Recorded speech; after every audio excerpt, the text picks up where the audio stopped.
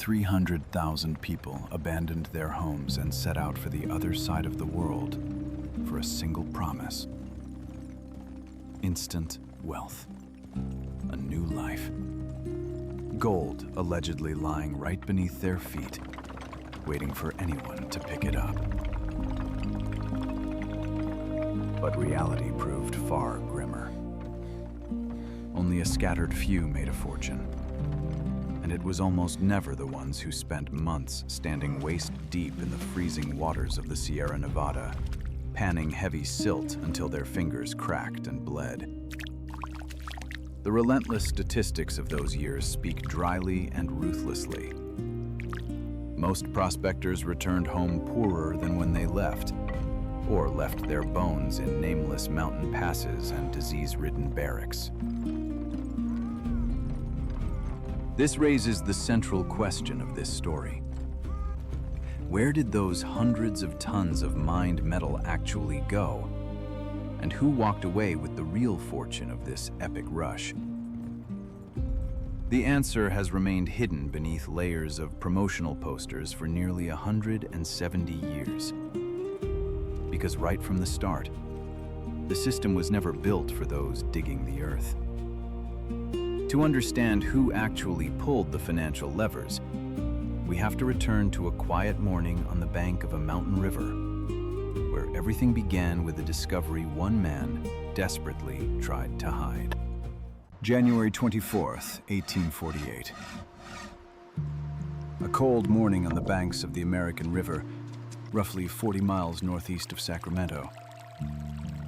James Marshall, a carpenter hired to build a sawmill for the Swiss immigrant Johann Sutter, inspects the channel carrying water away from the wheel.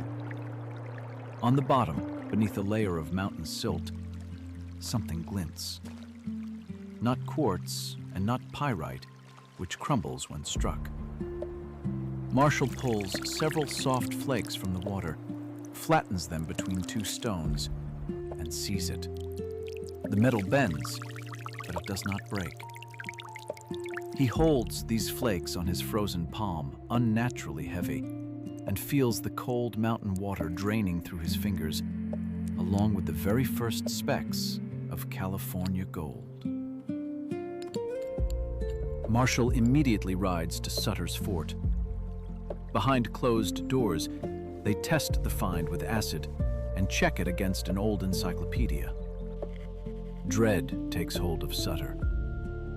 The Swiss immigrant had spent years building his own empire in this valley, fields, herds of livestock, and land grants.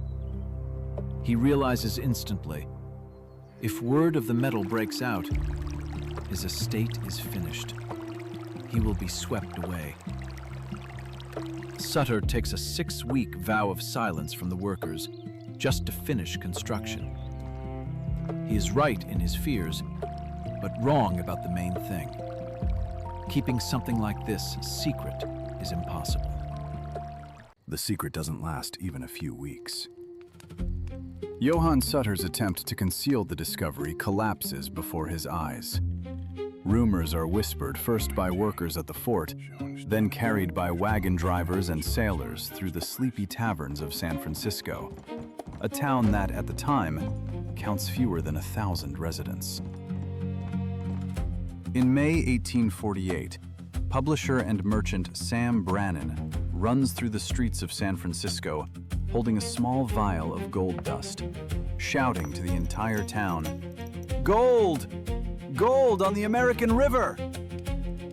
What follows resembles a sudden epidemic of madness.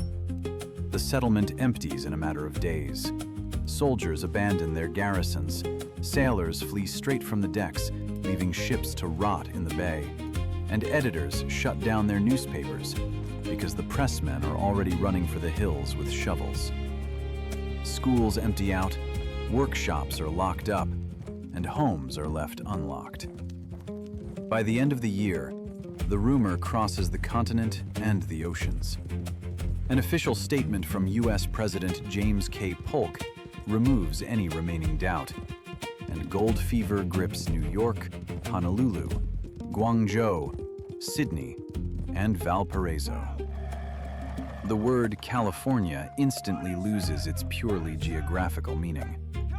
It ceases to be the name of a distant province and turns into a magical promise of easy, immediate wealth. Picture this. You are standing on the deck of an overcrowded ship off Cape Horn, or rattling in a wagon across the prairies, or trekking on foot through the Isthmus of Panama, where malaria claims your companions one by one. The road to gold costs money, time, and often life itself. Those who survive arrive at camps that East Coast advertising painted as a golden fairy tale. Sunny slopes, smiling prospectors with sacks of nuggets. The reality is different. Tents in the mud, rain that doesn't stop for weeks, food prices rising faster than a river in flood, and diseases, scurvy, dysentery, mountain fever, that kill more people than landslides and mine cave-ins combined. In the first few years of the rush, California's population surges from a few thousand to 250,000. Most of these people do not yet know that the system they have just entered was not built for them. The bitterest irony of this story struck the very man who started it all, Johann Sutter. A Swiss immigrant who had spent years building his own agricultural empire in the Sacramento Valley, knew Helvetia. He dreamed of endless fields of wheat and herds of cattle, but ended up with absolute ruin. Within mere weeks of the discovery at the mill, all his workers simply ran off to dig for gold. Wheat rotted unharvested. Hordes of outsiders seized his land without permission, slaughtered thousands of his cattle for meat, and dismantled his buildings for camp firewood. For years, Sutter haunted the courts, showing deeds of land ownership, but the laws of the new territory could not protect him from the chaos. The fate of the carpenter, James Marshall, who was the first to pull a nugget from the water, proved no sweeter. Intruders drove him off his land, convinced he was hiding the richest veins. Both men, whose hands unlocked the California gold era, died in poverty. Sutter faded away in 1880 in a Washington hotel, waiting for a decision from a congressional committee that would never come. It was the first example of how proximity to wealth guarantees not a single ounce of profit. Now look at the dry, unforgiving math of the mining itself. In 1848, gold literally lay right beneath your feet. Placer gold, light, hidden under nothing more than a thin layer of sand. All it took was a simple pan, a shovel, and river water. In the early months, a lucky few were pulling out several ounces a day. But the illusion of quick riches vanished very quickly. By 1852, the surface deposits along the rivers of the Sierra Nevada were virtually gone. To wash out even a tiny flake, a man had to stand for hours knee-deep in ice-cold mountain water, shoveling tons of heavy gravel and mud. Backs twisted in agony, fingernails were torn to the blood, and rheumatism ravaged the joints of 30-year-old men. The statistics of the time are unyielding. While in '48, a prospector's average daily yield exceeded $20, by '55, it had dropped to less than $2 a day. That was less than an ordinary day laborer made back east. Yet thousands kept digging. They were trapped. Going back penniless was a disgrace, and the myth of the next big nugget held them tighter than iron chains. The price of gold remains virtually fixed, around $16 to $18 an ounce throughout the entire rush. But the prices of everything else skyrocket. A single chicken egg in San Francisco costs $1, money that could buy an entire dozen back in the eastern United States. An ordinary shovel sells for $50, a pair of leather boots for $100, and a bag of basic flour costs half a fortune. Renting a wooden corner just to sleep in costs more than a room in New York's finest hotels.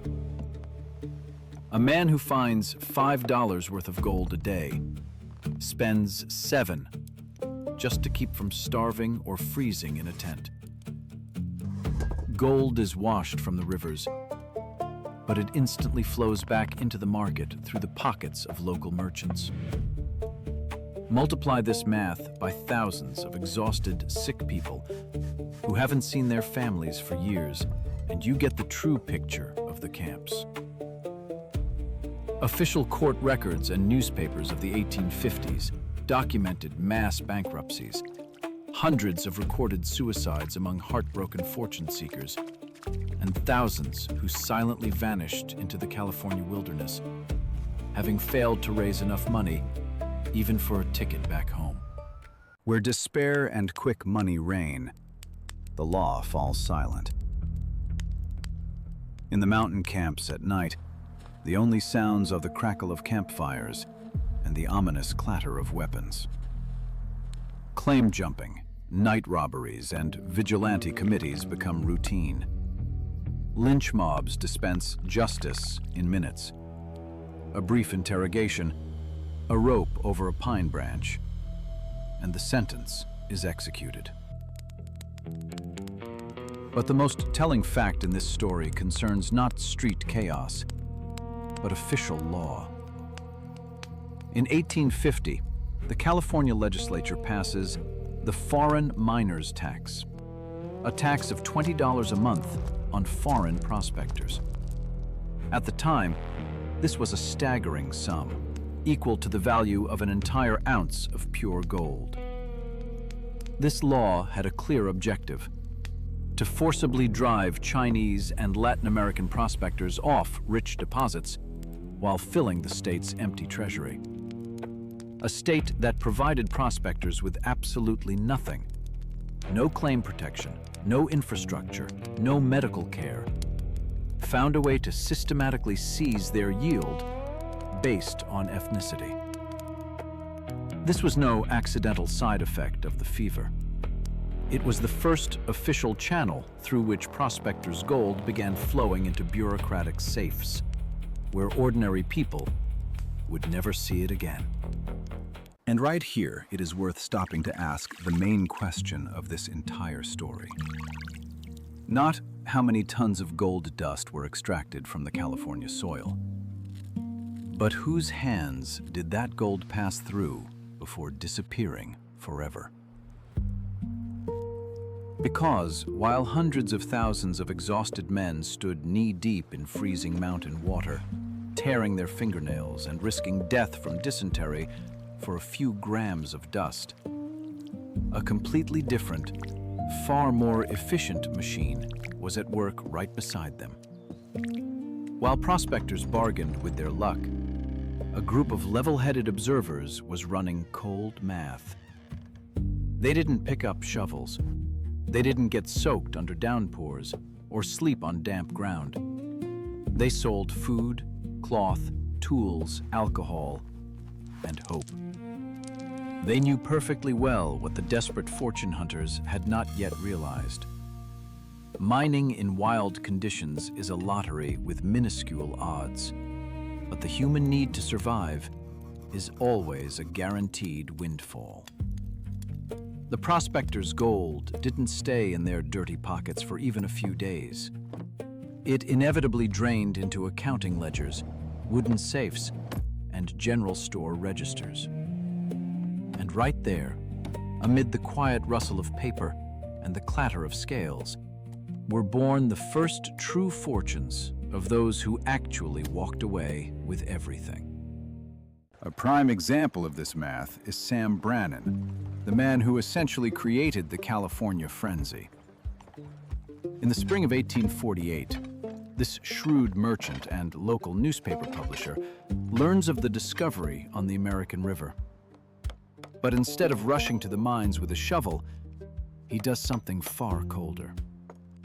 Brannan quietly buys up every single iron pan, shovel, and pickaxe in Sutter's fort and the surrounding area. He pays 20 cents for a standard metal pan.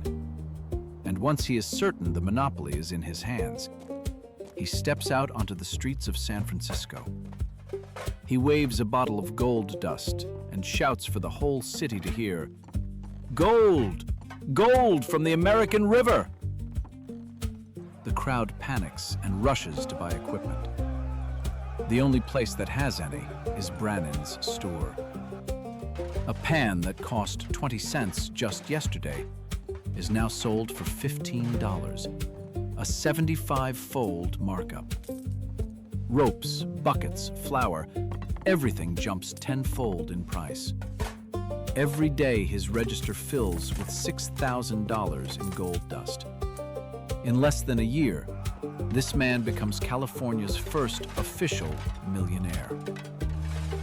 He never once in his life panned ore in an icy river. He simply sold people their own frenzy. And this pattern repeats with terrifying precision across California. In 1853, Bavarian immigrant Levi Strauss steps onto the wooden wharf of San Francisco. He brings with him not pickaxes and pans, but rolls of heavy fabric for tents and sails. The miner's ordinary clothes wore out in a matter of weeks from work in the mud and sharp rocks. Strauss begins sewing extra-durable denim pants with copper rivets on the pockets, garments that will outlive the gold rush itself by a century and a half. John Studebaker earns his first capital not in the river silt either, but on wooden wheelbarrows for hauling ore. Without this simple tool, work on a claim came to a stop, so wheelbarrows were bought for any price. This fortune would later become the foundation of a giant automotive corporation. Nearby in Sacramento, hardware merchant Collis Huntington buys up shovels and nails during shortages, accumulating funds for the future construction of the Transcontinental Railroad. They all understood the single formula of that era. While hundreds of thousands ruin their health in icy water for the sake of an elusive nugget, true wealth is made by the one who supplies them with resources for survival. Don't dig for gold. Sell shovels to those who dig. But the real, colossal fortunes flowed far beyond the shop counter. California in 1849 was effectively an isolated island, cut off from the rest of the world by the impassable Rocky Mountains and months of perilous sea routes. Just to reach the gold fields, a person had to pay a price that often equaled a full year's wages. Shipping companies, most notably the Pacific Mail Steamship Company, swiftly grasped this math and established an absolute monopoly on the fastest route across the Isthmus of Panama. A ticket in the cramped hold of a steamship, where people spent weeks collapsing from yellow fever and cholera, cost anywhere from $300 to $1,000, an astronomical sum at the time. The owners of shipping lines made millions before a passenger ever set foot on California soil.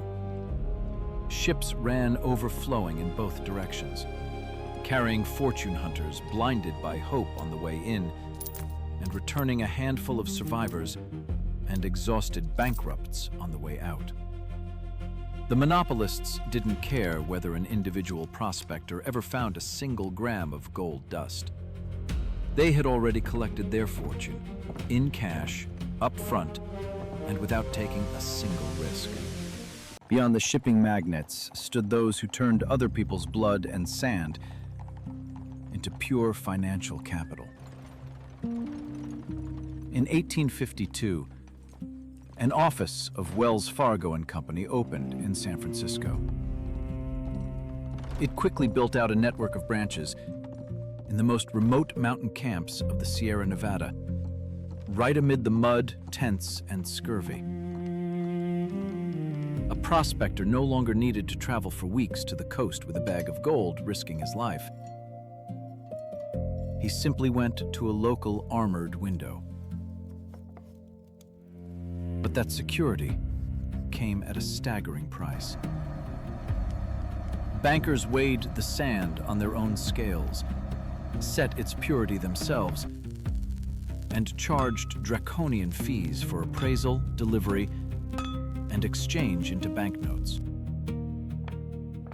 For every ounce pulled from the ice-cold water, the digger received only a fraction of its true value.